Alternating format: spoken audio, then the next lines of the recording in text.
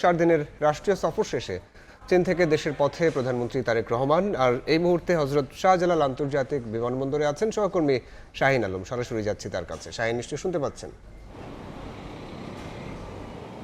প্রধানমন্ত্রী হিসেবে প্রথম রাষ্ট্রীয় সফরে বেরিয়েছিলেন প্রধানমন্ত্রী তারেক রহমান। প্রথমে মালয়েশিয়া, তারপর চীন সফর শেষ করে তিনি দেশে ফিরছেন। আজ রাত আনুমানিক 8টার সময় হযরত শাহজালাল আন্তর্জাতিক বিমানবন্দরে তিনি এসে পৌঁছানোর কথা রয়েছে এবং চীন সফর শেষে যখন তিনি দেশে ফিরছিলেন, চীনের প্রধানমন্ত্রীর বিশেষ দূত সেখানে প্রধানমন্ত্রী তারেক রহমান এবং তার সহধর্মিণী ডাক্তার জুবাইদা রহমানকে বিদায় জানান। এর আগে চীনে 2 দিন, তার আগে মালয়েশিয়ায় 2 দিন তিনি রাষ্ট্রীয় সফরে তিনি গিয়েছিলেন। আমরা জানি যে এইটি প্রধানমন্ত্রী হিসেবে তার প্রথম বিদেশ সফর।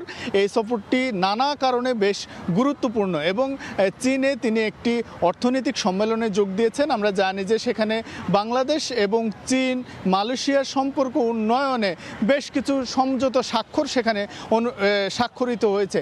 পাশাপাশি তিনি এই দুটি দেশের সঙ্গে সে বিদেশ সফররত থাকা অবস্থায় এই চীন এবং মালয়েশিয়ার সম্পর্ক উন্নয়নে বেশ কিছু সমঝোতা স্বাক্ষর নানা কারণে বেশ গুরুত্বপূর্ণ এই সফর দুটি। তো রাত 8টা নাগাদ প্রধানমন্ত্রী এসে পৌঁছানোর কথা রয়েছে। তো এই ছিল আমার কাছে হযরত শাহজালাল আন্তর্জাতিক বিমানবন্দর থেকে প্রধানমন্ত্রীর ফিরে আসার সর্বশেষ খবর।